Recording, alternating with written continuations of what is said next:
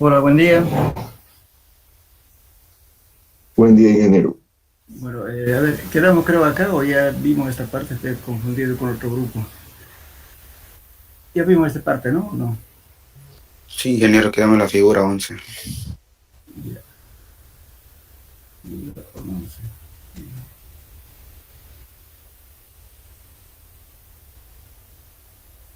Aquí quedamos, ¿no? Ya. Bueno, vamos a hablar ahora un poco de las tensiones admisibles del suelo, ¿no? En base justamente a los valores de N que tenemos. O sea, les decía en la tarea que les di que se corrige el número de golpes por diferentes efectos, ¿no es cierto? Por la eficiencia del martillo, diámetro del agujero, varillaje, presencia de agua, etcétera, ¿no?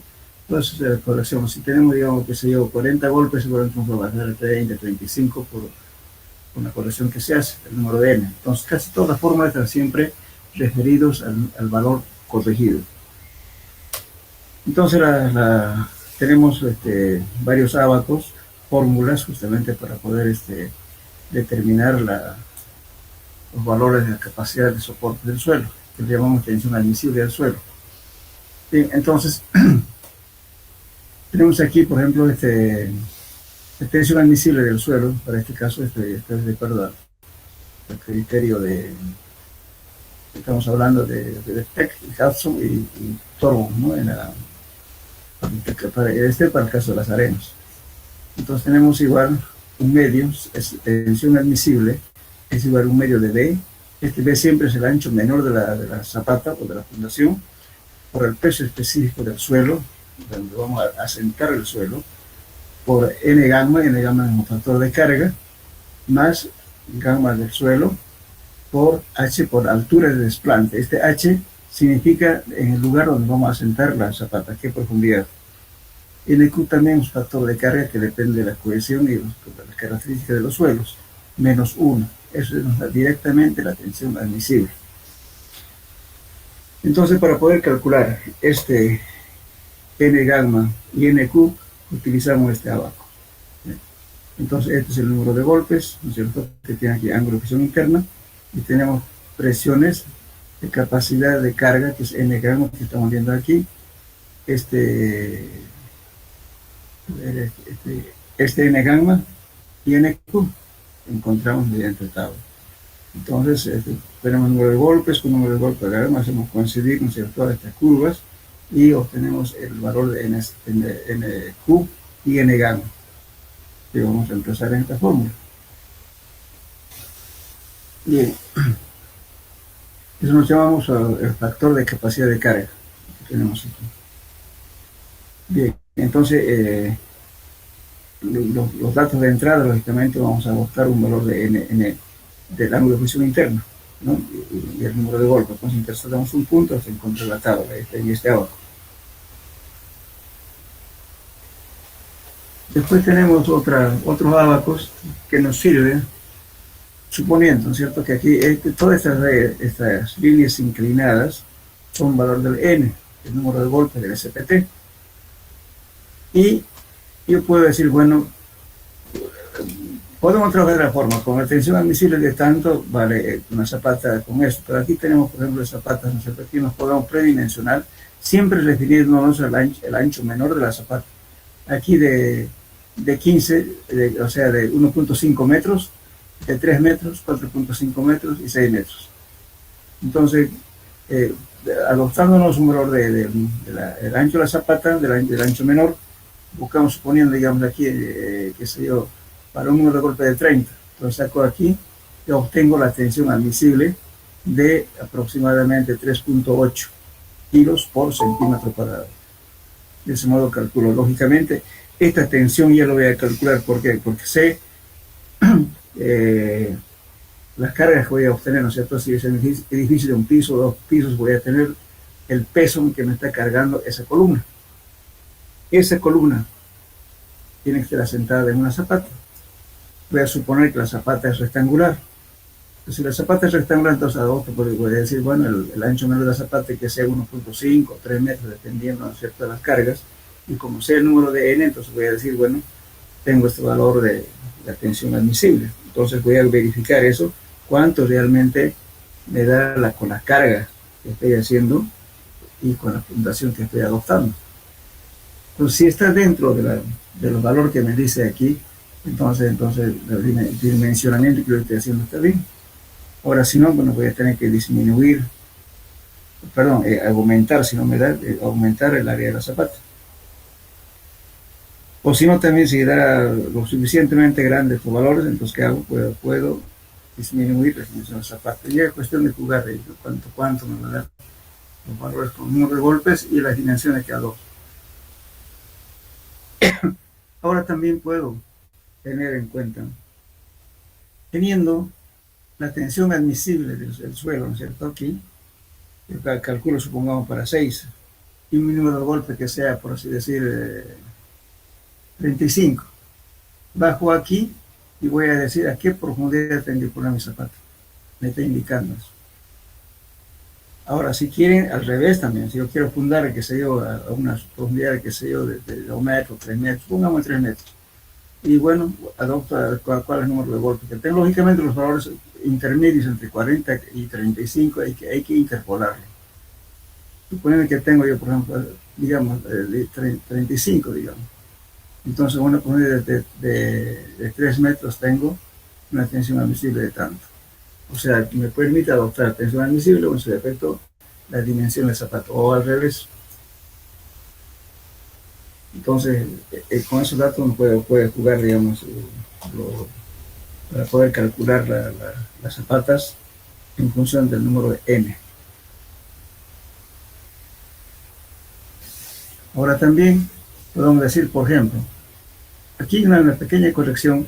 Si en caso no se hiciera la corrección que les pedí que hagan, ¿no es cierto?, como tarea, por lo menos si no hacen esa corrección, cuando hay presencia de agua debe corregirse cuando el número de golpes del número es mayor a 15, son suelos granulares, y además tiene presencia de agua, entonces hay que corregir por esta forma, no se lo tengo a ver aquí.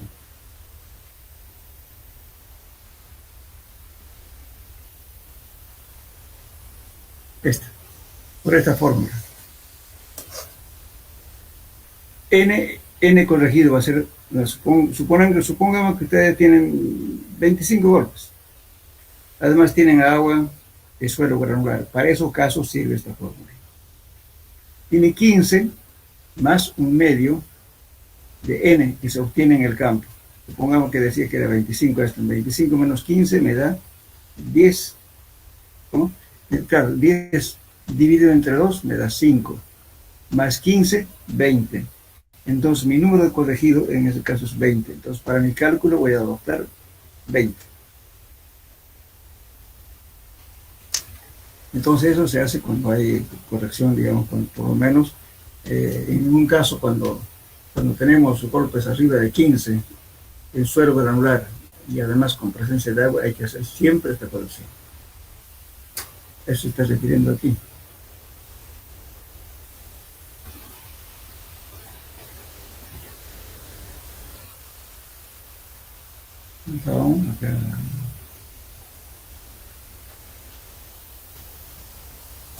Aquí.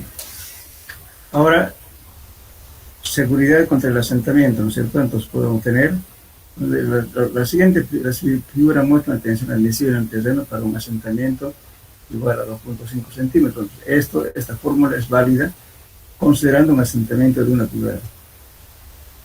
En el caso de una zapata rectangular B es la menor dimensión, pues estamos igual que el otro, que no estamos tomando en cuenta. Nosotros podemos poner es decir, que aquí viene el número de golpes de arena suelta, medianamente compacta, muy compacta. Y tenemos el ancho B de la zapata, también aquí, y nos podemos calcular la tensión admisible para esa zapata que estamos queriendo utilizar. Si no damos la tensión admisible del suelo, entonces no podemos.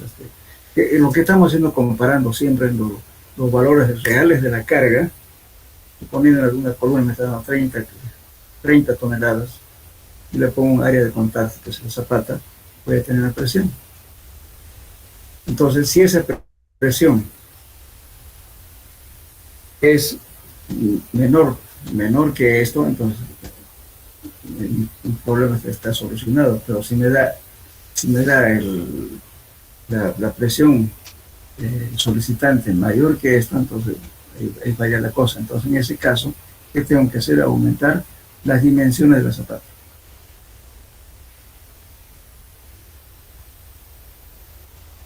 Después también podemos tener otra tensión admisible usando este ábaco.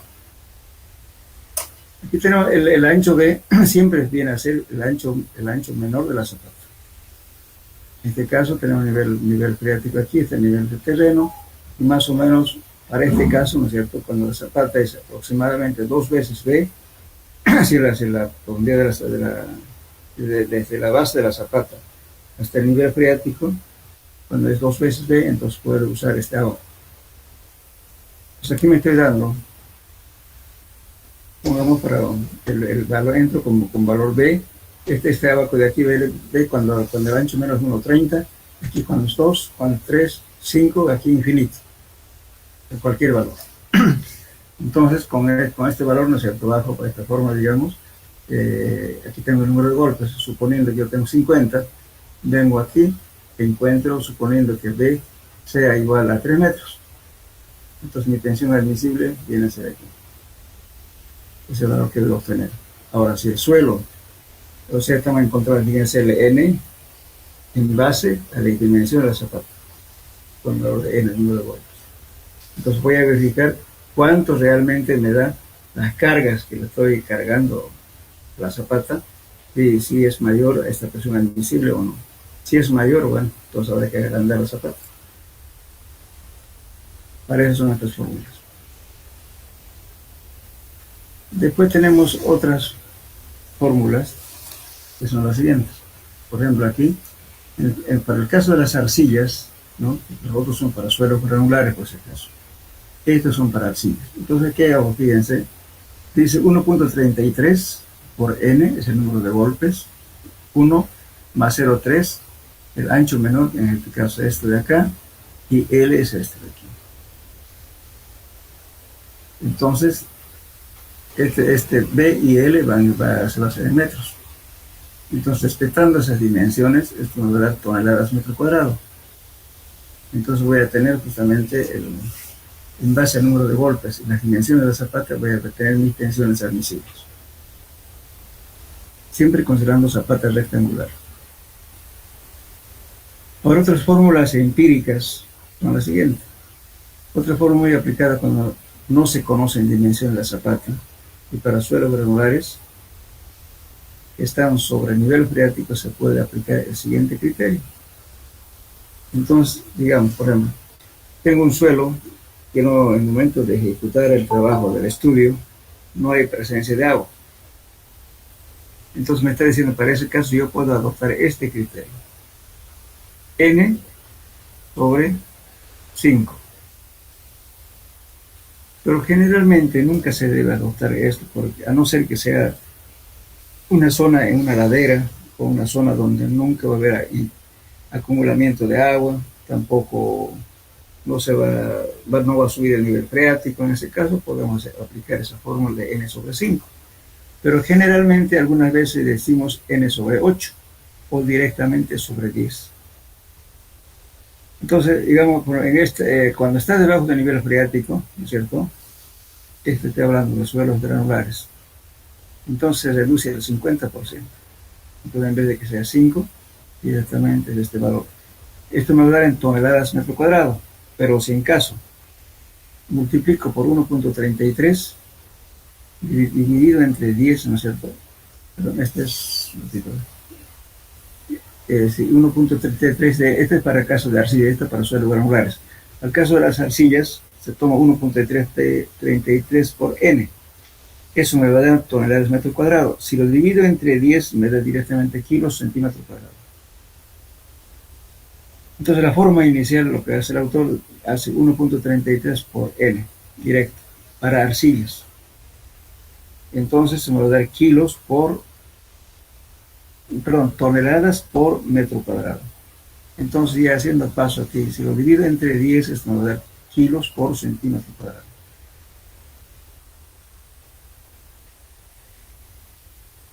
Después tengo, esta es la fórmula de Bowles. Bowles me dice, para suelos con gravas y arenas, considerando un asentamiento de 1 pulgada. Casi todas las fórmulas siempre admiten un asentamiento de 1. Se puede utilizar la siguiente expresión. 0.6 por n corregido es el número de golpes con SPT corregido, menos 3 por B, el ancho menor, más 0.305 sobre 2 veces B. Todo esto elevado al cuadrado. Entonces esto me está dando directamente en kilos por centímetro cuadrado. Bien, ahora, ¿qué ocurre?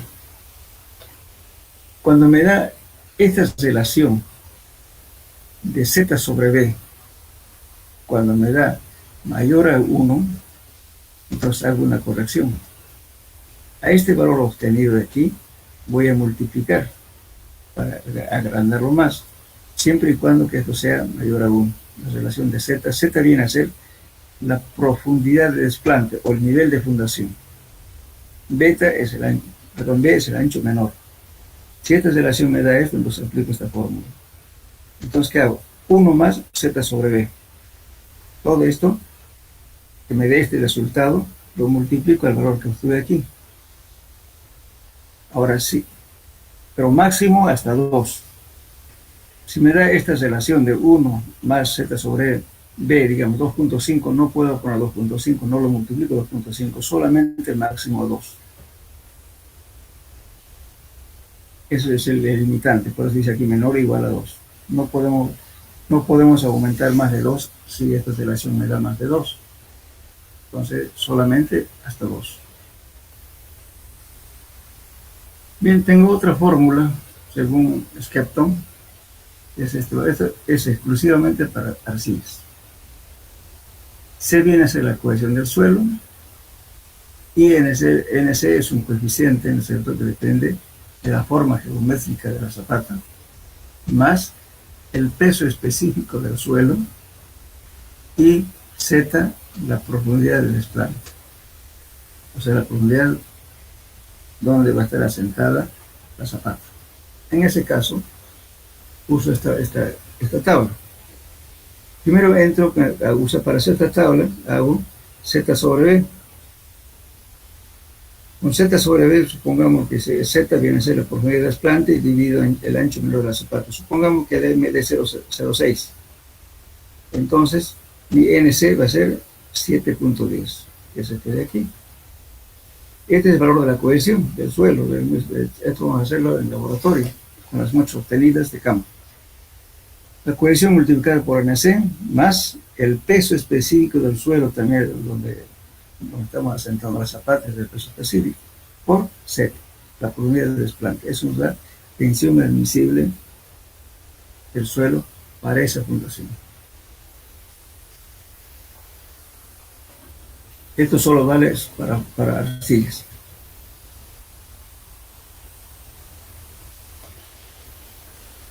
Ahora en la siguiente tabla vamos a ver la correlación aproximada del número de golpes para la densidad relativa. Entonces, ¿qué decimos? La densidad relativa, ¿no? Mira, estamos encontrando, esto no lo van a confundir con la abreviatura del doctor, es densidad relativa, por favor, con el valor de N del SPT. Supongamos que N me dé 10, entonces mi densidad relativa me da 0.35, expresado en porcentaje 35%.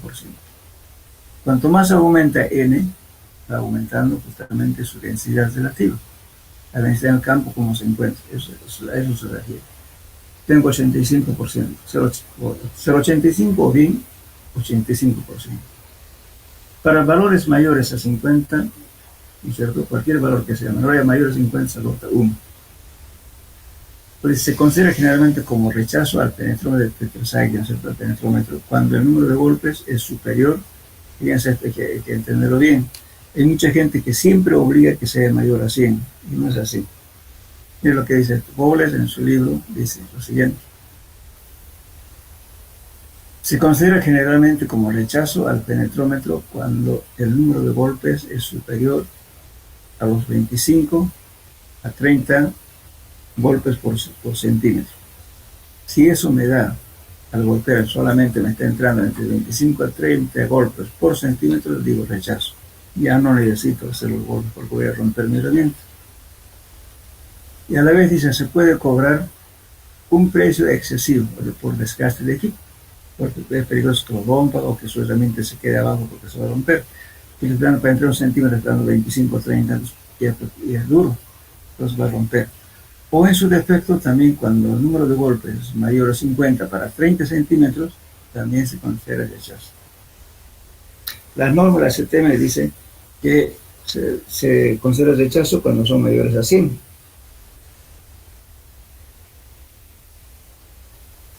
Para los 30 centímetros últimos, pero no quiere decir que hay que golpear los 100. Si a mí me da una relación, el número de golpes que estoy haciendo con el CPT, para 5 centímetros, digamos, me dé 30 golpes, entonces, ¿qué va a pasar? En los 15 centímetros que tengo que penetrar, me va a dar 30 más 30 más 30, ¿no? Son 60, 90 golpes, ¿sí? En 15.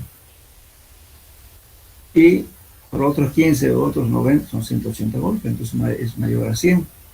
Pero no voy a golpear para cumplir esa condición, sino para mí es suficiente que el número de golpes, como me está diciendo aquí, entre 25 a 30 centímetros por centímetro, perdón, que me dé este valor.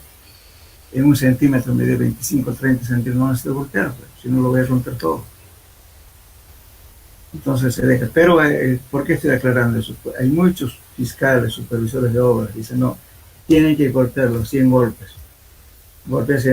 Con 100 golpes, rebota el martillo, rebota toda la herramienta y lo va a romper susceptible.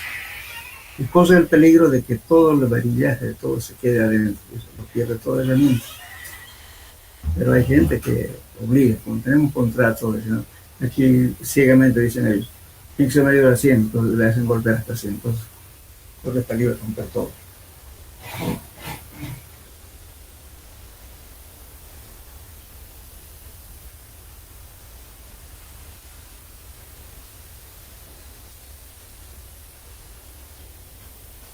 ¿Se está entendiendo hasta acá o no me están entendiendo? ¿Hola? ¿Se entiende, ingeniero? Ya. Bueno, ese es el criterio, lo que estamos hablando del criterio de Bowles. Puede ser otro criterio más lo siguiente, fíjense. Cuando las cargas vayan a ser cimentadas por medio de una losa desplantada que asentada a una altura, ¿no? Sobre un lecho de arena, la capacidad de carga admisible puede determinarse por la siguiente expresión. Esto para el caso de que la cimentación esté asentada sobre, esta es una losa, ya no una zapata, es una losa, sobre un lecho de arena. Entonces, fíjense, n corregido es el número de golpes corregido, menos 3, dividido entre 5, eso le da directamente en kilos centímetros cuadrados. Ahora, lógicamente, el autor no especifica por qué toma 3 y tampoco 5. Es que hay muchos genios que se dedican a corregir a lo que han hecho los autores, se dan cuenta, entonces,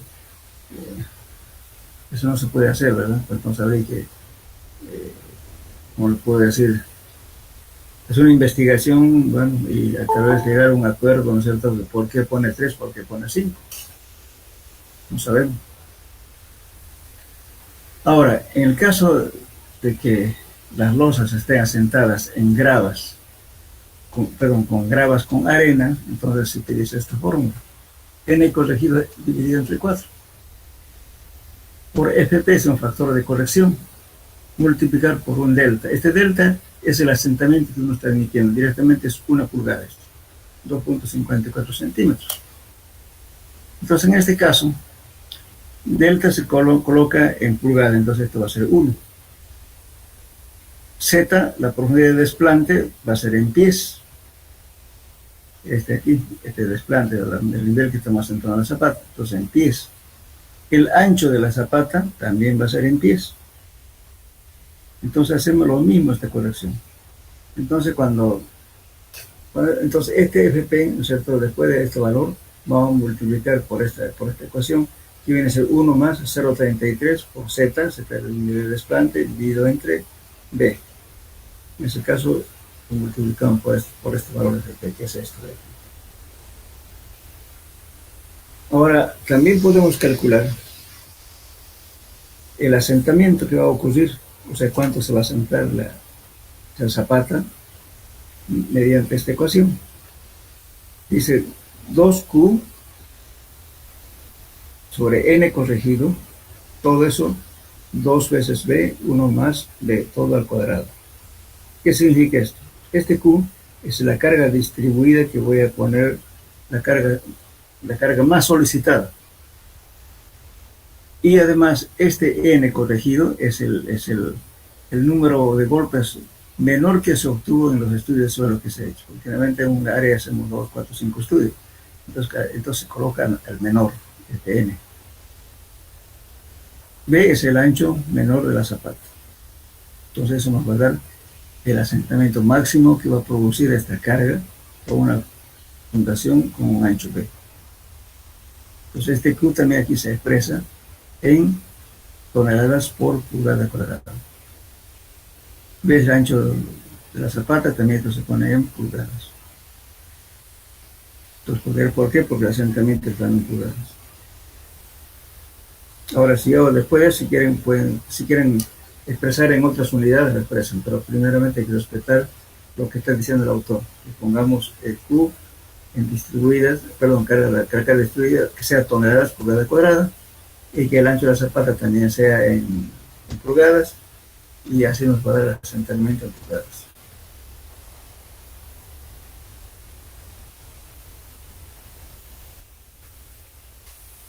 Bueno, aquí también podemos calcular también la profundidad de desplante de la cimentación. 0,33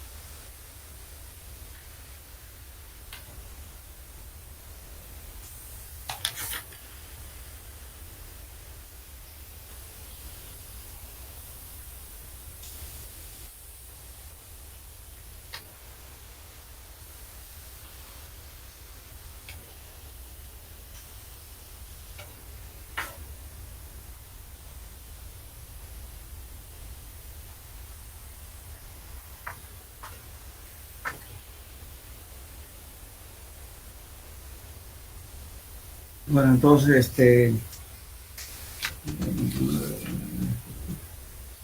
bien. Entonces, tenemos y ahora también podemos calcular la profundidad de desplante, 0. Todas son fórmulas empíricas, por favor, 0,33 menos 0,17 por el índice plástico.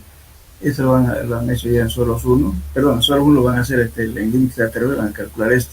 IP por IP menos 4 sobre gamma del agua, este es el peso del suelo, perdón, y este es el peso específico del suelo. D nos va a dar la profundidad del desplante requerida en función del tipo de suelo y las propiedades plásticas del suelo. También otra fórmula empírica, podemos decir el peso volumétrico seco, cuando el suelo está bien compactado, nos va a dar esto, sin hacer el ensayo de compactación podemos saber aproximadamente la densidad seca o el peso volumétrico seco. 94,015 por límite de contracción. Esto también lo van a hacer mediante el ensayo del límite de contracción en los límites de Atterberg en este semestre. Por 16.0184, se va a dar en kilos por metro cúbico. Son fórmulas empíricas. Pero es muy importante porque nosotros podemos saber, sin hacer los ensayos de compactación, que sí podemos saber la densidad máxima aproximada. Bueno, después decimos, podemos hacer la corrección del número de golpes cuando n es mayor a 15 para los 30 centímetros últimos, ¿no es cierto? y hacer mediante la ecuación. Entonces, 15 más un medio, lo que hablamos de un medio sobre n menos 15. El número, este es el número de golpes obtenido en el campo, menos 15, todo eso divide entre 2 más 15. Eso es el número corregido por cuando n es mayor a 15. Esto es exclusivamente para arenas o suelos granulares que estén saturados, que estén con presencia de agua. Bueno, también tenemos algunos abacos, ¿no es cierto?, que nos muestran valores aproximados. También esto sacado de Crespo Villalas, y viene a hacer esto. Por ejemplo, para arcillas, cuando n es menor a 2, decimos que la capacidad última es menor a 0,25. ¿Y qué quiere decir esto? Pues U es lo último, es rotura. Para que sea admisible tenemos que afectar por un factor de seguridad. Generalmente se utiliza 2. Entonces va a ser, si dividiendo 1.25 aproximadamente. El ángulo de fusión interno va a ser, esto para el caso de es aproximadamente 0. El módulo de elasticidad 3. Estos son datos, como le digo, referenciales. Pongo ahora, tengo, digamos, n ¿verdad?, de 8 a 15. Entonces aquí mi presión de rotura es de 2 a 4. Y que lo admisible tiene que afectar por factor de seguridad. Este es entonces, en este caso, una arcilla ya dura, compacta. En realidad aquí hay autores que hablan de esto compacta, generalmente se dice de compacidad rígida. Algunos utilizan muy rígida o dura. Entonces en este cuadro estoy respetando lo que dice Crespo Villalas. El ángulo de fricción interna va a ser de 6 a 12. El módulo de elasticidad va a ser mayor a 200. Para arenas lo mismo. Con n, pues supongamos para esto de 5 a 10, quiere decir de compacidad floja o suelta, y la compacidad relativa va a ser de 16 a 35, el ángulo de fricción interna va a variar de 28 a 30, y el módulo de elasticidad va a ser entre 10 a 250. Ahora también hay otra fórmula, abacos que se puede calcular también con el número de golpes, el ángulo de fricción interna aproximado. Entramos con el n corregido, nos vamos a estar en contra esta curva, bajamos aquí y tenemos el ángulo de fricción interna aproximado. En ningún caso en suelos podemos tomar el ángulo de fricción interna mayor a 45. Siempre se recomienda que sea menor a 45.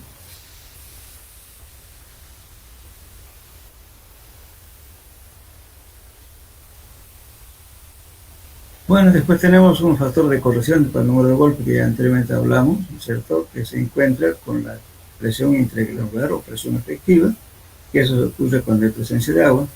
Entonces calculamos la presión efectiva a cada nivel, encontramos esta curva y bajamos acá y tenemos el factor de corrección.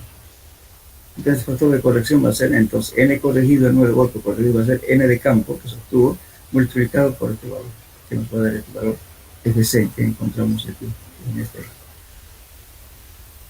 Perdón, con presión intragranular, estoy equivocado. Con la presión intragranular encontramos en la tabla y nos va a dar este Fc, que es el factor de corrección.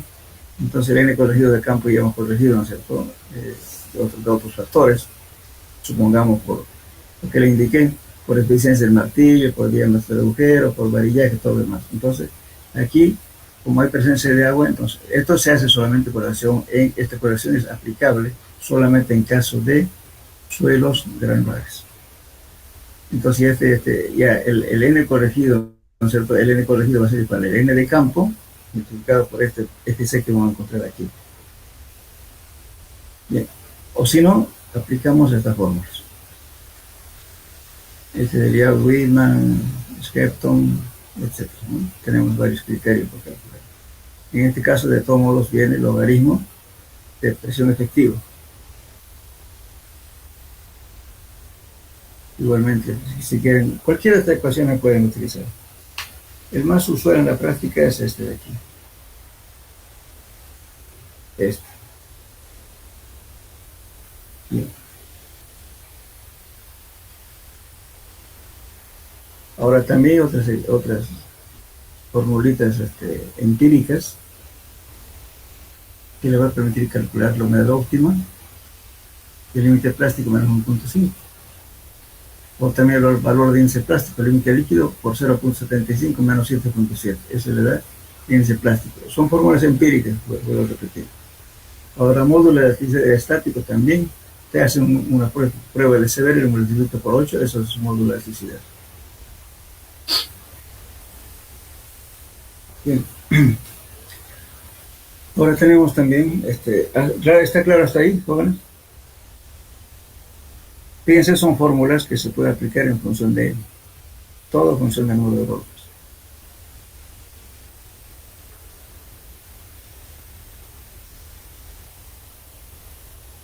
Ahora vamos a hablar un poco de la penetración cónica. El CPT. CPT se llama Cone Penetration Tester, ¿no? O también se llama, aquí fíjense, este método estático, o sea, la penetración cónica puede ser estático y puede ser dinámico. Dentro del método estático consiste en hacer penetrar una punta cónica utilizando periodatos hidráulicos. Esto nos permite detener resistencia por punta y relacionarlos con la información obtenida a través de resistencia a la penetración del índice de resistencia a la penetración, o llamada también SPT, es el método dinámico. Entonces, estos valores obtenidos lo vamos a referir al valor equivalente del SPT.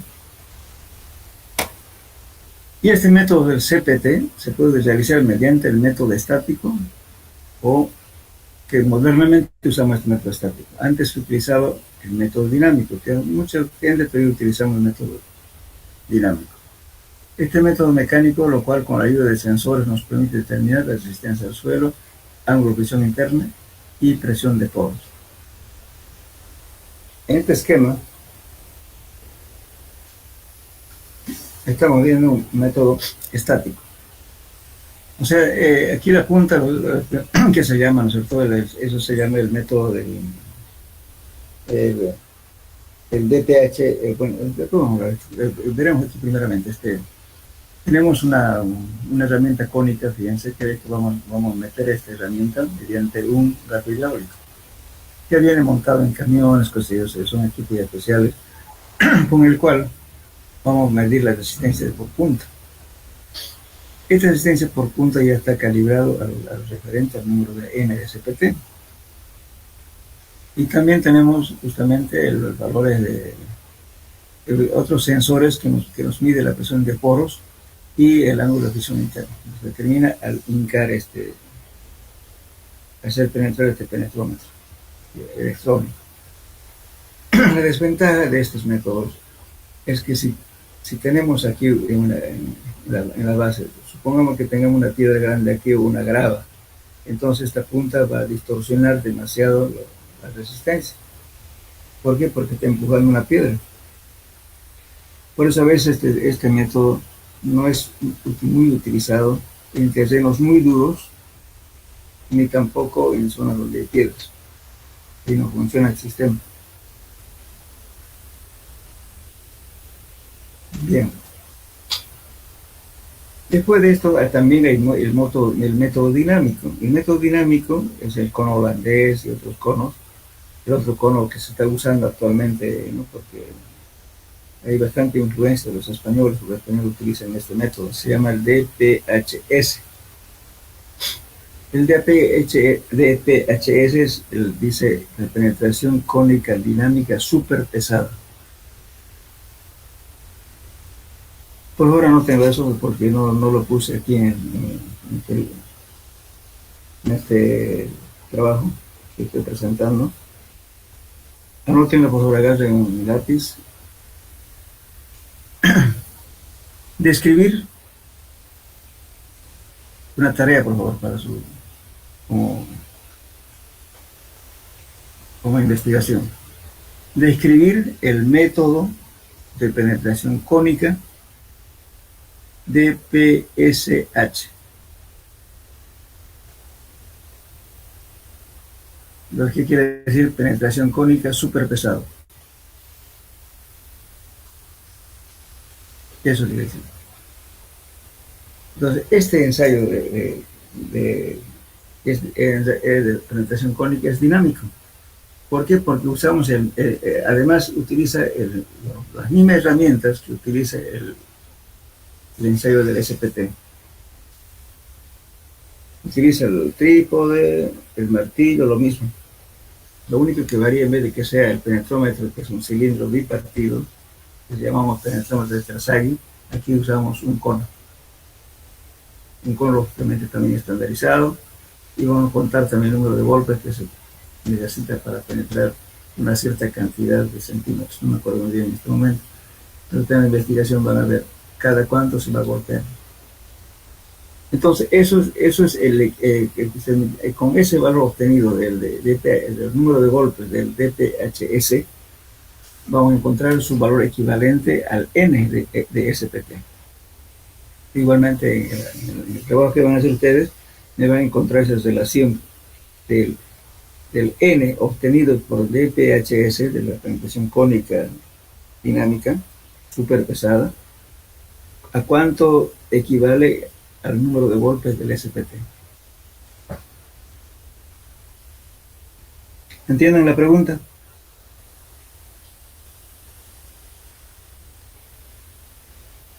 Hola.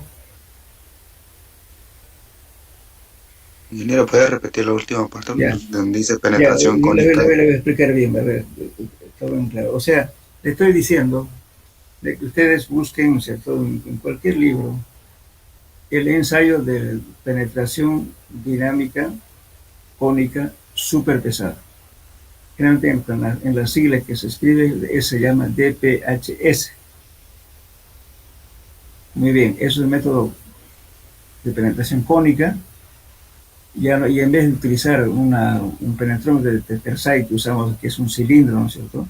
En este caso utilizamos un cono, pero aplicando cargas dinámicas mediante el mismo martillo que se utiliza para el SPT, con el mismo varillaje, etc.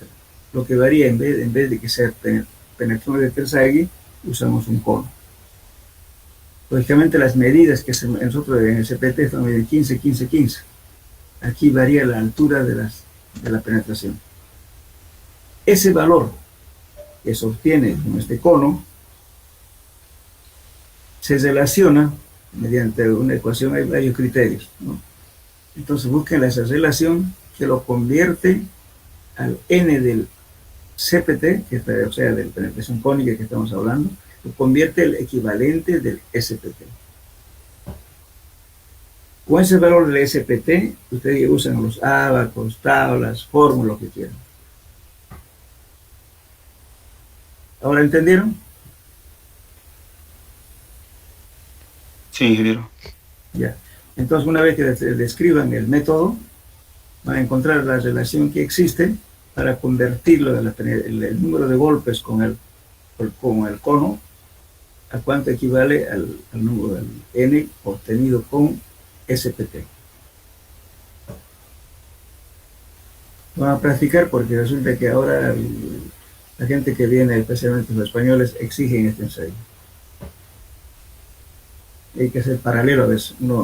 Lógicamente, como estamos haciendo una penetración cónica, metemos golpes, pero no estamos sacando muestras. Entonces, paralelamente hay que hacer un orificio al lado para sacar las muestras y decir, bueno, qué tipo de suelo, porque usted le puede dar mucho golpe en arena como puede dar muchos golpes en arcilla.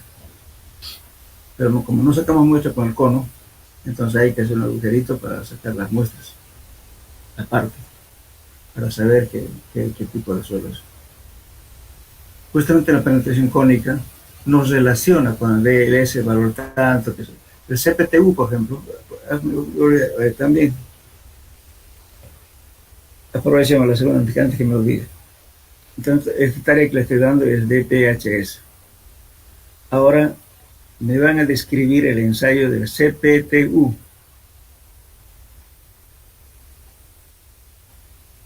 También es una penetración cónica.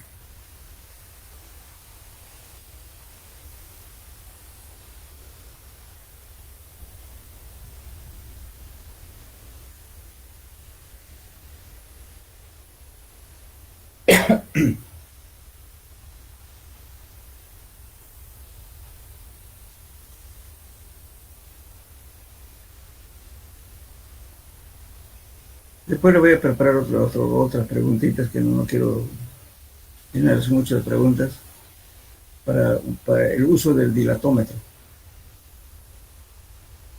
El uso del dilatómetro hay varios modelos y de varios autores. El dilatómetro, a ver, si no, no tengo también. ¿Cómo se hace el ensayo con un dilatómetro?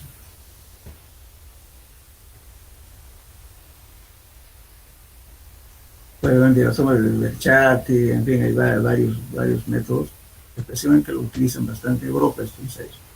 Entonces, ¿qué se hace? Se mete una cámara, ¿no es cierto? Y se va midiendo, ¿no es cierto?, lo que soporta justamente la pared del agujero. Entonces estamos determinando qué cosa es la resistencia lateral. Eso mide el dilatómetro. Disculpe, ingeniero, ¿podría dictar las preguntas Ya. de la actividad? ¿Cómo Ya, hacer? describir el ensayo del dilatómetro. Voy a buscar varios tipos de dilatómetros. Voy a buscar un específico, un ratito, por favor.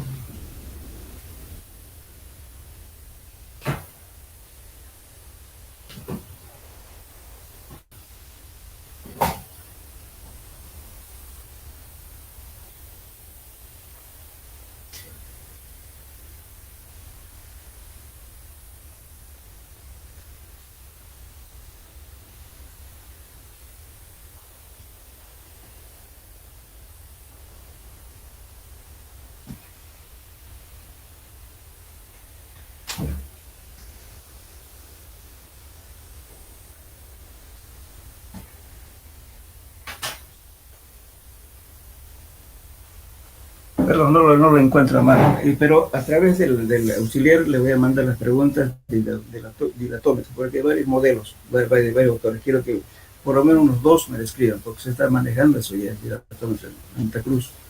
Hay una empresa que tiene ya el dilatómetro, no sé si en la universidad ha llegado unos equipos, no sé si tienen dilatómetro. Incotec tiene dilatómetro, pero voy a poner otro tipo más de varios autores, ¿no? El principio es lo mismo, que lo que se trata es, mediante una cámara, presionar la parte lateral y determinamos justamente eso para hacer muros de contención, por ejemplo, ¿no? O que estén, digamos, sometidos a esfuerzos laterales. De eso sirve eso. Y le van a hacer eso. Entonces le queda pendiente esa pregunta, se lo voy a complementar. Voy a mandar una notita auxiliar para que ustedes pongan en su tema de investigación. Estamos hablando, ¿no es cierto?, de la penetración del cónica de PHS y del dilatómetro. ¿Ya? Ahora, este método se llama el DCP. Este fue inventado por Soares.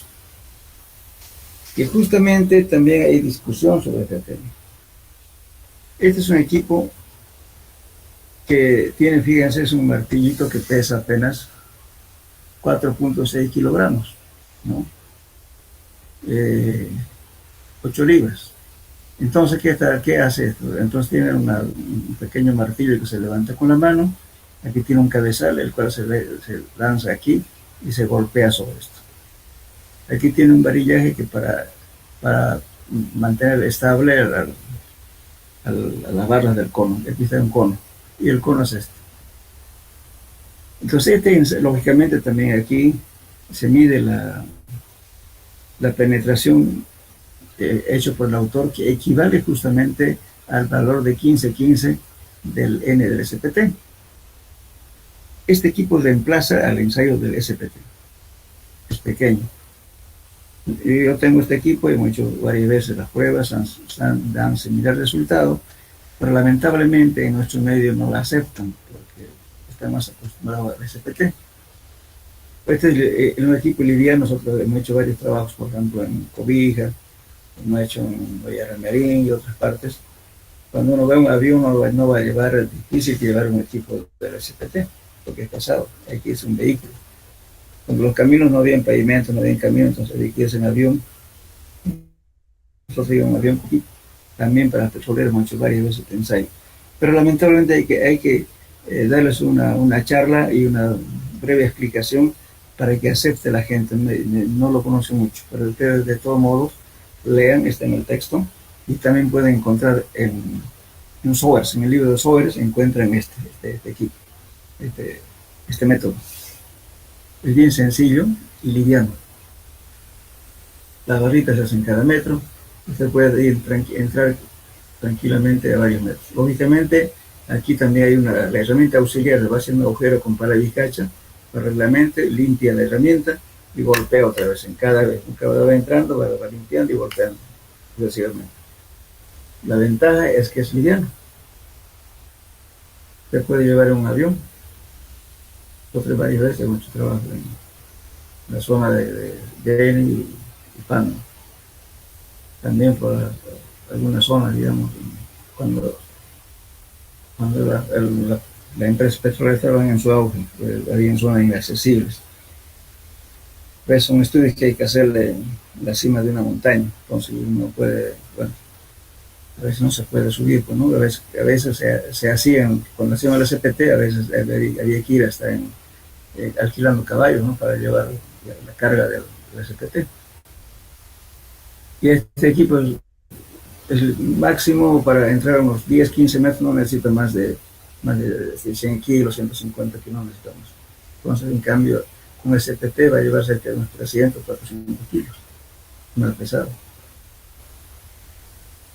Ya, pero eso lo tienen en el texto. Pero entonces el DPH, si no está, lo van a investigar sobre eso y los valores del número de golpes equivalentes al SPT.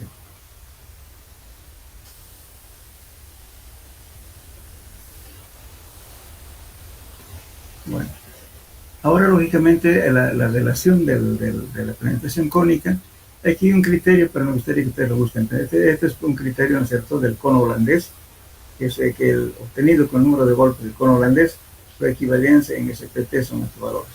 Que es QC del cono sobre el número de N. Entonces podemos obtener estos valores y le va a sus tensiones admisibles.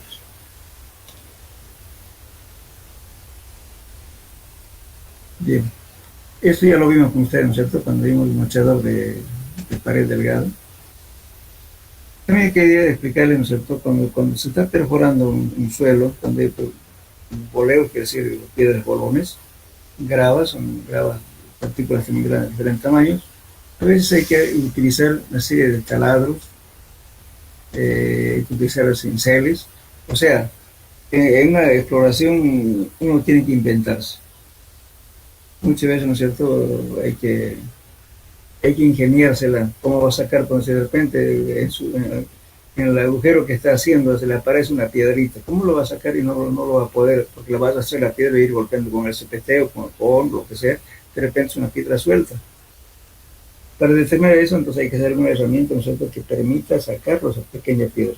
O de lo contrario, partirlo para hacer un lado, o un cincel, o ya sea cincel cortante, o también una punta, un cono, para romper la piedra, o bien apartarle el material que le está estorbando para seguir profundizando el sondeo. El objetivo siempre es profundizar para estar seguro, ¿no? Uno puede quedarse y decir, bueno, aquí mi herramienta tropezó con esto y aquí me quedo, ¿no? Tiene que dar seguridad en el estudio. Entonces eso hay que recurrir a diferentes estrategias, pues a veces no están en los libros, no hay que inventársela. La cosa es perforar. Yo un día los valores que se obtienen ya utilizará un cono holandés, si quiere puede utilizar el DPHS o penetración cónica, en fin. Bueno, esto también lo vimos en la anterior clase. Este es el mochador de pared delgada. Ahora les voy a explicar sobre esto. Cuando se está haciendo un estudio y tenemos presencia de gravas o piedras, a veces se utiliza que se llama una roca, ¿no es cierto?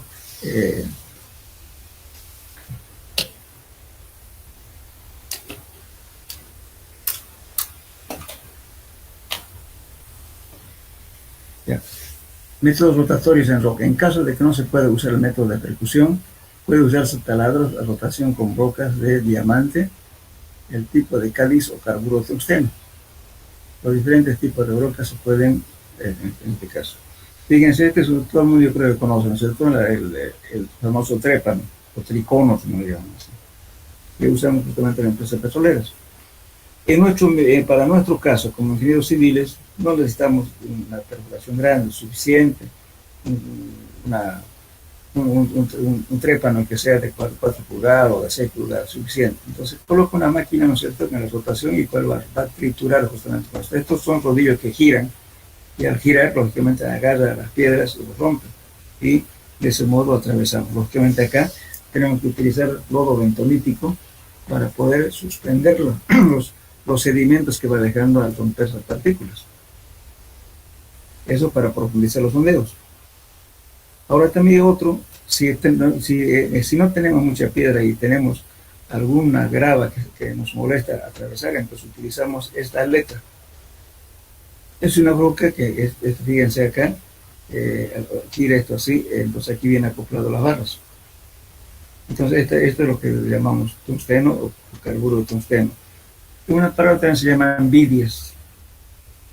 Seguro que todo el mundo ha visto hacer roca a los torneros. Entonces esas rocas justamente son vidias. Y eso es de carburo de tungsteno. Es un elemento bastante duro. Esta parte de aquí. También esto se puede hacer en forma casera.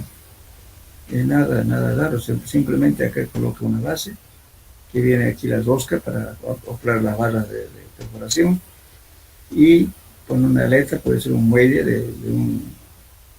un muelle que utilizan los camiones, se corta y se coloca esto. Esto simplemente hay que adherirlos con la soldadura de bronce y le sirve esta forma.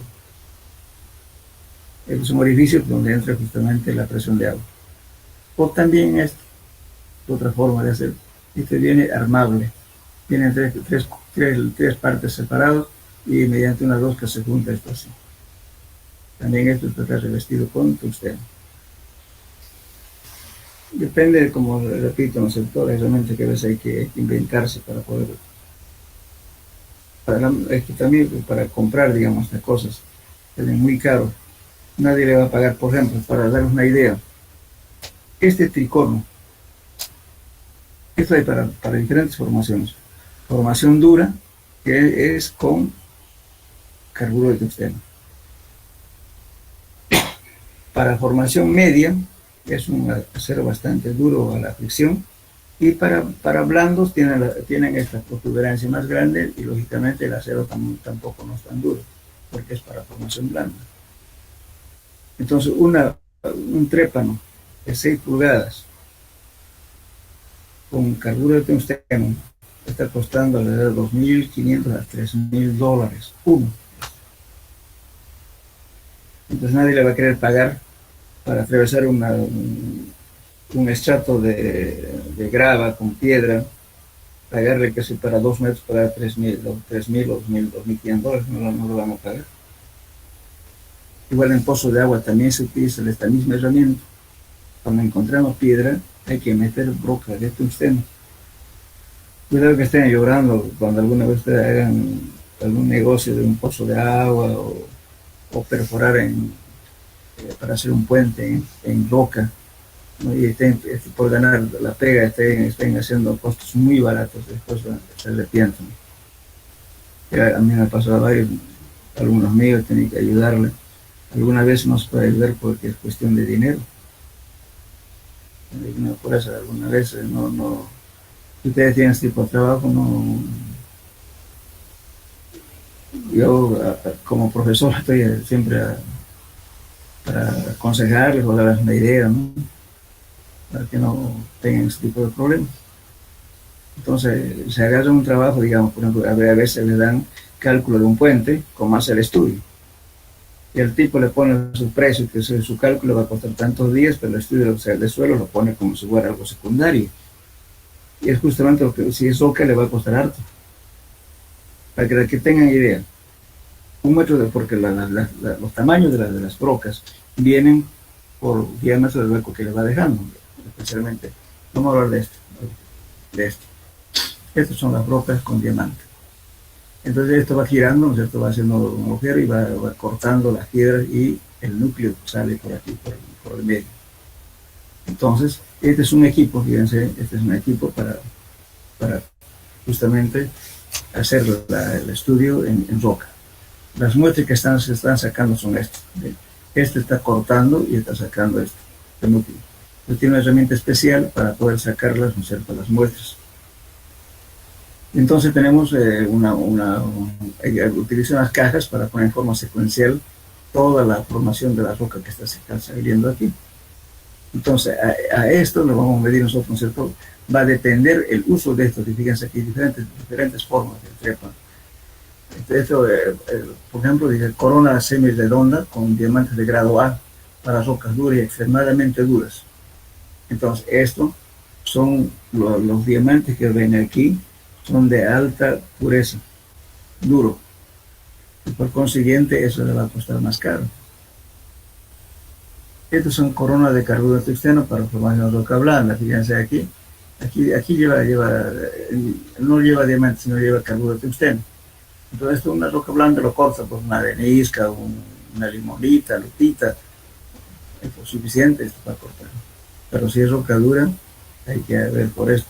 A veces, si es mucho más dura, todavía hay que buscarse una corona impregnada. Ya no se ve ni siquiera estos puntitos que se ven, que son diamantes. Cuando es roca impregnada solamente es polvo de diamante que vea pegado esto. Justamente la gente que no entiende, a veces lo golpea esta roca. Por la corona que le llamamos normalmente en mecánica del suelo. Entonces, lógicamente, al golpear, ningún cristal es resistente al impacto. La fricción soporta el diamante, pero no al impacto, a la abrasión es soporte, pero no al golpe.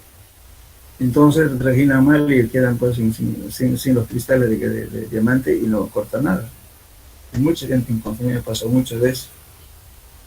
Lo manejan como si fuera cualquier tierra porque no se ve estas cositas de acá.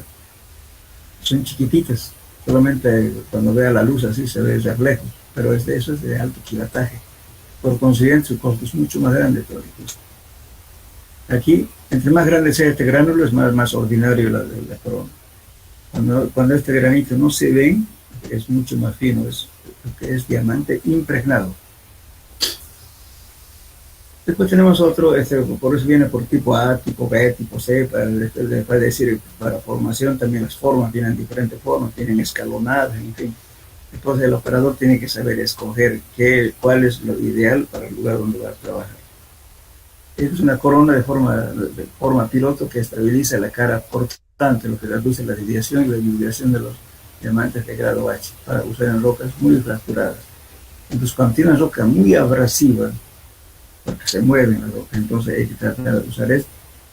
Ahora, si realmente se mueve la roca, porque imagínense que queriendo atravesar el canto rodado, todos son piedras redondeadas y todo en movimiento. Se está girando, resulta que acá se adhiere el pedazo de piedra y va girando. Entonces está gastando todo su diamante, pero no avanza nada, porque le está haciendo girar la piedra. En ese caso, en los orificios que se van haciendo, ¿cierto?, hay que cementarlo. ¿Y qué es cementarlo? Se inyecta lechada de cemento al fondo, se saca la herramienta y se deja que frague el cemento para agarrar las partículas que se mueven y cortar. La inyección le puede avanzar pues, cada inyección entre 20, 30 centímetros nomás. Y después tiene que otra vez inyectar. Entonces es un pérdida de tiempo, dinero y todo lo demás. Por eso en ríos donde hay gravas, piedras que atravesar y que cobran más caro, todo el mundo cree, ¿no?, que son piedritas, pasa, al de todo se mueve. Entonces, además se usa doble herramienta Para que no haya derrumbe, se coloca otra camisa encima, también con diamante, para proteger el derrumbe lateral. Entonces está usando doble herramienta. En cambio, si hacemos una perforación en roca sana, entonces estamos haciendo solamente con una sola broca, está entre directo, no necesita camisa. La camisa o revestimiento se llama, o ademia también se llama, que ponemos otro tubo de protección para que no derrumbe, para ir avanzando con esto. Avanzamos, sacamos las muestras inalteradas y luego otra vez metemos la camisa hasta la altura que entró esta roca. Y sucesivamente vamos sacando estos núcleos así. Ahora, de esta cantidad de núcleos, ¿qué hacemos? Justamente estamos poniendo en forma secuencial, digamos que sea el punto cero, digamos aquí, hasta acá, después lo volvemos así, cosa de tal modo que si queremos formar la litología del suelo, del lugar donde estamos estudiando, podemos ponernos un campo determinado y lo vamos a ver exactamente cómo está conformado toda la formación de roca. Inclusive le pone hasta el buzamiento, podemos determinar con qué dirección está aproximadamente el buzamiento de roca, qué dirección tiene. Y nos vamos a fijar de qué datos vamos a obtener de esto. El porcentaje de recuperación. ¿Cuánto recupero? Si entra un metro, si recupero solamente 30 centímetros, solamente 30% de recuperación. Y de esa recuperación me voy a ver cuántos valores de RQD voy a tener. ¿Qué es un RQD? Es la calidad de roca. Entonces, ese pedazo de roca que saqué, todo pedacito, lo voy a medir.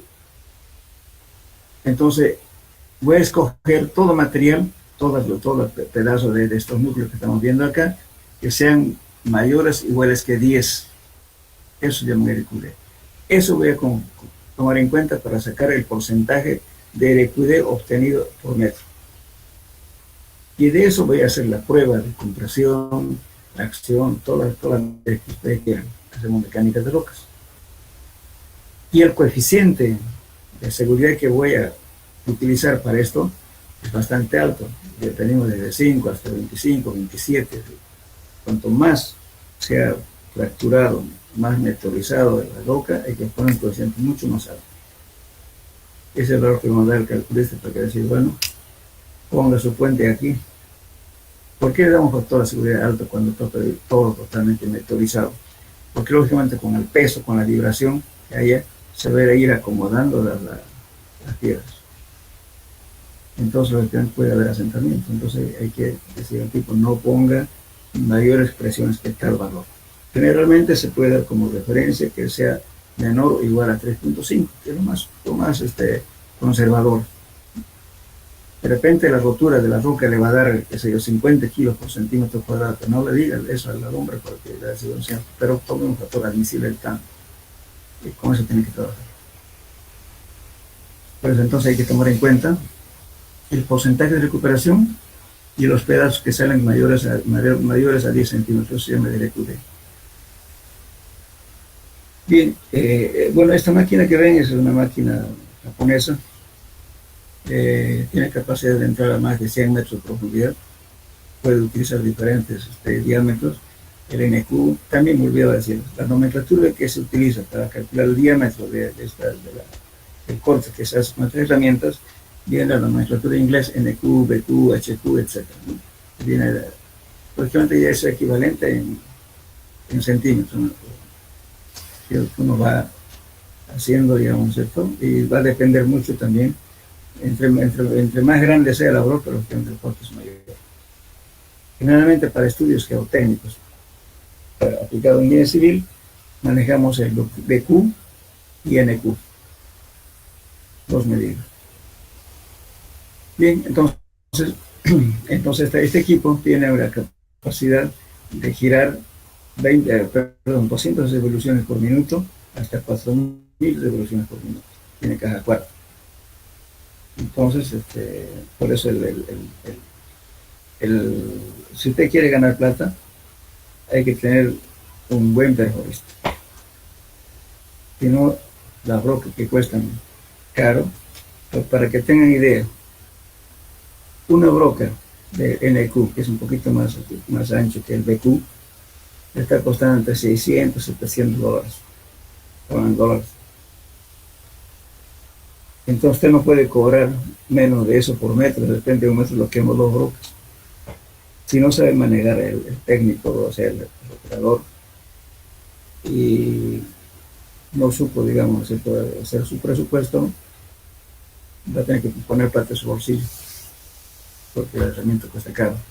A veces se tranca, si por ejemplo, si tenemos muy poca velocidad y no tenemos presión de agua, resulta que las piedras que quedan sueltas le va torneando aquí, le ves como una cintura.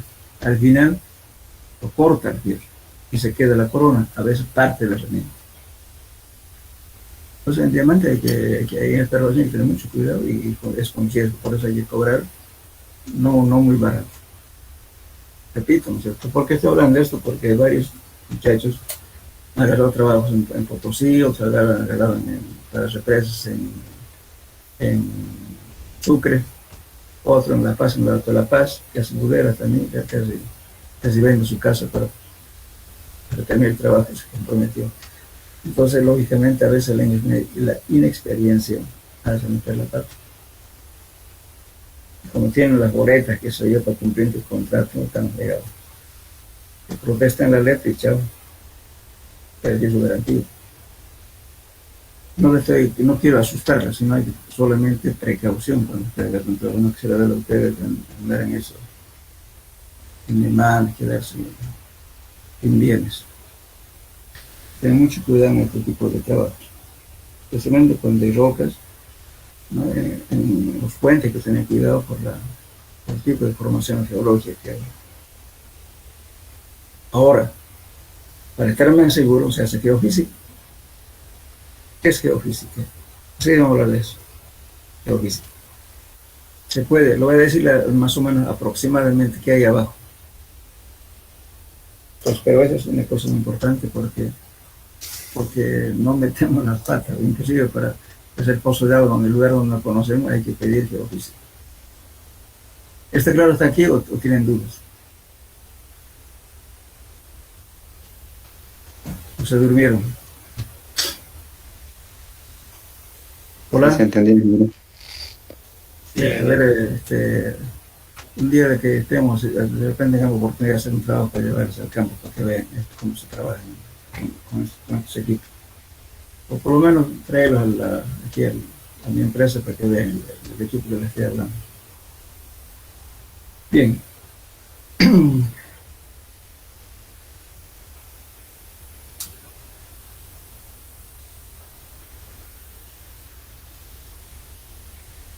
Pues terminaremos esta partecita, que es el método geofísico. El método geofísico es un método indirecto, ¿no es cierto?, para determinar la formación estratigráfica del suelo.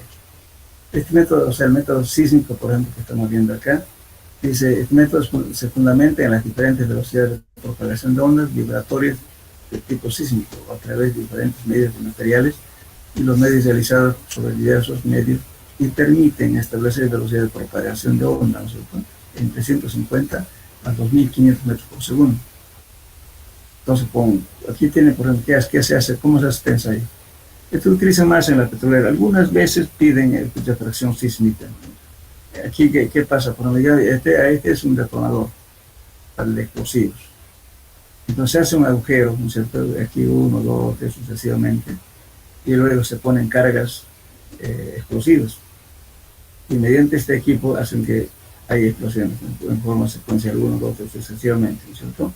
Y entonces este equipo, que es un equipo amplificador, que es un oscilógrafo, registra justamente, ¿no es cierto?, esto cómo ha ido propagándose las ondas. Y con eso determina justamente, ¿no es cierto?, el tiempo o sea, registra, hace esta gráfica de este tipo. Entonces, los geólogos ya tienen caracterizado cuál es su valor, por ejemplo, de la propagación de ondas. Para este caso, esta es otra cosa, esto es para esta cosa, no sé dónde ver eso. Entonces, en función de eso hacen el esquema, ¿no es cierto? Dicen a tal profundidad hay tipo de formaciones, aquí, acá, en fin. Entonces determinan justamente las posibilidades de que si hay pozo de agua, si hay posibilidades de petróleo, de gas, etc., ¿no? En función de eso. Entonces utilizan, esto es más para el área petrolera. Ahora, el más utilizado es este para nosotros, el método de resistencia eléctrica. Este método se basa en que los suelos dependiendo de su naturaleza, presentan mayor o menor resistividad eléctrica. Aquí justamente estamos haciendo un ensayo de geofísica en la zona de la quebrada ¿cómo es el río Huendal? Este es el geofísico y aquí está estos son cables, rollo de cables. Aquí tiene justamente el equipo que hace la resistividad, y luego también tiene una fuente de energía que es una batería, y va haciendo lecturas con un amperímetro aquí que las queda. Equipo para determinar la resistividad eléctrica. Este es el método de Wegner, ¿no? Que fue el autor justamente de este método. Entonces, ¿qué se hace? Fíjense, tengo aquí electrodos que voy a clavar a una distancia de la misma abertura. Y tengo acá una batería y un amperímetro. Entonces, ¿qué hago? Con la batería estoy haciendo atravesar una carga eléctrica, lo puede medirse la caída potencial. Entonces, hago pasar, ¿no es cierto?, a través de estos cables la prueba eléctrica. Entonces, aquí estoy leyendo justamente, aquí tengo un electrodo de corriente, aquí también, y aquí tengo un potenciómetro. Este potenciómetro, ¿qué hace? Hace de que yo pueda subir o bajar el voltaje. Esa finalidad tiene este potenciómetro. Entonces voy elevando, ¿no es cierto? Y voy a ir midiendo con este amperímetro la caída potencial, como va bajando. Entonces, en función de eso, voy a medir esto. Se entra, y hay programas, no sé, un modelo que en función del tipo de resistividad que se mide en ohmios metro, va haciendo el dibujo, eso se llama SEP, sondeo eléctrico vertical, que le va a dar una estratigrafía aproximada en función de la corriente que ha hecho pasar. Por ejemplo, en agua salada, no concentrada, es 2 por 10 a la menos 2 valor. En grava y piedras, 10. En arena y piedras, 6. En agua fresca, donde hay la napa freática, 2. Es decir, en arenas, 1. Entonces, en función de estos valores, ya que ya está tabulado, el geofísico va a ser un perfil geológico que se llama SEP. SEP quiere decir sondeo eléctrico vertical. Entonces, este hombre que está haciendo aquí es un geofísico, que está haciendo justamente midiendo. Entonces, ¿qué hacemos aquí? Por aquí hay un cable, fíjense. Entonces, este cable lo puedo hacer más cerrado o más abierto. Entonces, hago variar las distancias de separación de un punto a otro. Entonces, ahora hay una variante, ya este método, basado justamente en este método del doctor Wegner, se utiliza ahora el método de Schulberger. El método Schulberger lo que hace es simplemente variar la separación, ya no importa que estén todos iguales. Entonces ahí hay un software que permite que el geofísico alimente la información con la resistividad que va leyendo en este aparato, y automáticamente obtiene un perfil estratigráfico. Bueno, lo que hace es justamente mide entonces la formulita para medir la resistividad eléctrica es 2 veces pi, por A es la separación de un punto a otro de los electrodos, por E viene a ser la corriente, perdón, E viene a ser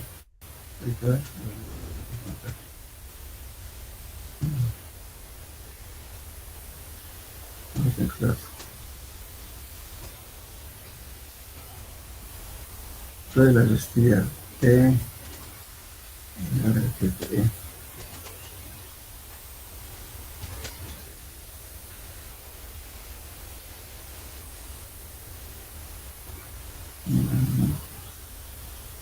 dice a distancia de separación, intensidad de la corriente es este valor, 2pi, que viene a ser. Bueno, lo van a investigar, no me acuerdo bien. Entonces esta es la fórmula para calcular justamente la resistividad. Esto que está haciendo el equipo que estamos viendo es justamente este valor, la resistividad, o también se llama la caída potencial. Entonces con eso dibuja justamente el esquema. De esto les voy a pasar yo por un trabajo hecho, un trabajo real, cómo se presenta justamente un estudio geofísico. El método magnético y gravimétrico, ¿no? Este ya es un método ya casi muy poco utilizado, ¿no es cierto? Se usa un magnetómetro que mide la componente vertical del campo magnético terrestre en la zona considerada, en varias estaciones próximas entre sí. El método gravimétrico se mide la aceleración del campo gravitacional en diversos puntos de la zona explorar. En realidad este método ya en nuestros medios casi no utilizamos, ¿no? Los valores de dicha aceleración ligeramente más alta es el normal en la zona indicarán la presencia de masas duras de rocas, lo contrario será índice de que la presencia de masas ligeras o cavernas oquedades. Lógicamente esto justamente nos puede permitir determinar si existe o no existe oquedades. Algunas veces en algunos edificios bastante grandes, ¿no es cierto?, se hace un estudio geofísico, también en puentes, hemos hecho varias veces, después también en la zona, digamos, de fallas geológicas, donde están pasando las tuberías, por ejemplo, ¿cierto?, de gas. Entonces, eso se llama zona de riesgo. Entonces hay que hacer un estudio acompañado de un geofísico y determinar las zonas, digamos, las zonas peligrosas, ¿no es cierto?, que pueden haber fallas geológicas y que pudiera producir deslizamientos y que rotura de tubos, como el gas, eso es fatal. En el gas no tiene que escapar nada. Entonces hay que hacer un estudio de riesgos geológicos. Hay que caminarlo y hacer un estudio. Entonces cuando amerita hacer esta cosa hay que hacer en puntos para ver si hay una falla geológica, ¿no?, si de repente hay una roca fracturada. Imagínense que hay un movimiento, el tubo se cae y revienta el tubo, ¿qué pasa? Una desgracia en los casos. Aparte de eso, bueno, aquí no está en el tema, pero cuando hacemos el estudio de este suelo, perdón, para pozo de agua, hacemos primeramente este sondeo eléctrico vertical para determinar qué tipo de roca, qué tipo de formación tiene, inclusive para un estudio para perforación de roca debería hacerse este estudio. En función de esto decimos, bueno, aquí hay posibilidad de entrar o no, de repente es una roca maciza, pero entonces ¿para qué vamos a perforar ahí si estamos buscando agua? Una vez perforado, ¿no es cierto?, ya sea en zonas de arcilla, de limo, de arena, lo que sea, se hace un perfilaje eléctrico. Ese perfilaje eléctrico es justamente meter una sonda en el agujero que ya está hecho y metemos 3 sondas, medimos las velocidades gamma y beta, ¿no es cierto?, y la resistencia eléctrica. En función de eso vamos a tener 3 tipos de curvas. Entonces el geólogo interpreta y dice, aquí hay posibilidad de roca con grava, aquí hay posibilidad de agua, aquí hay posibilidad de tal cosa. Entonces a eso les permite diseñar el pozo de agua, ¿no es cierto?, donde va a colocar los filtros. Especialmente se hace en zonas donde no se conoce si hay acuíferos o no. En esos lugares amerita hacer eso. Lógicamente que encarece la perforación, porque ese trabajito, por ejemplo, el geofísico le va a operar por lo menos para hacer un trabajo hasta unos 100 o 200 metros, le va a salir aproximadamente $2,000. Y si no encuentra, tiene que ser diferentes puntos. Ahora, después de hacer el agujero ya, pues viene el perfilaje eléctrico. Ese le va a cobrar por lo menos otros $1,500 o $2,000 también. O sea, solamente en estudio geofísico va a estar cerca de $4,000, pero es más. Entonces, si hacemos para pozos chicos, no amerita hacer eso. Entonces, hay que tomar siempre referencias de los vecinos o algo así. Por eso, de hacer pozos de agua en zonas que no conocemos es riesgo. Bueno, entonces, esto sería todo lo que es sondeos. Y la próxima clase vamos a mandar ya de profundidad de sondeos, la separación entre sondeos. Entonces, quedaremos aquí.